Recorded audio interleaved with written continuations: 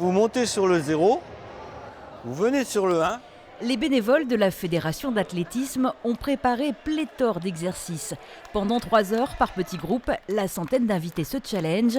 Ici, nul ne sait qui est employeur, employable ou employé de Pôle emploi. C'est très bien, comme ça on se découvre sans a priori. On se parle pas énormément parce que du coup forcément c'est vous travaillez où, etc. Donc non, j'ose pas trop parler. Le fait de ne pas avoir un titre sur la personne, ça te permet d'être honnête, d'être direct et d'être toi-même. On nous désigne tout de même, discrètement, une des employeuses.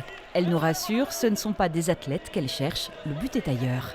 Quand on va les rencontrer cet après-midi, ça va nous permettre, s'ils étaient dans notre équipe, de pouvoir associer la personne à ses savoir-être lors de l'entretien de recrutement.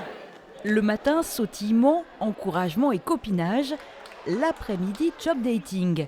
Claudia, qui cherche un emploi auprès d'enfants handicapés, retrouve une ancienne équipière, Isabelle, employeuse dans l'aide à la personne. Qui nous ont vus courir, transpirer au même titre qu'eux.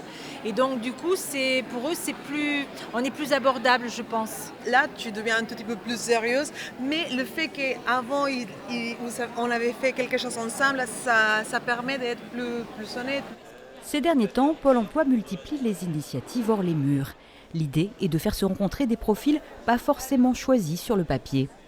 On cherche à mettre en avant les savoir-être, les valeurs professionnelles des personnes et parce qu'on sait que les compétences vont être apprises au sein de l'entreprise et qu'on a des dispositifs comme l'immersion professionnelle, l'action de formation préalable à l'embauche qui permettent effectivement d'accompagner ensuite le contact qui aura été établi. Il y a 3 mois, les sports dating ont été inaugurés en Dordogne avec du basket. Ils ont vocation à revenir de manière récurrente.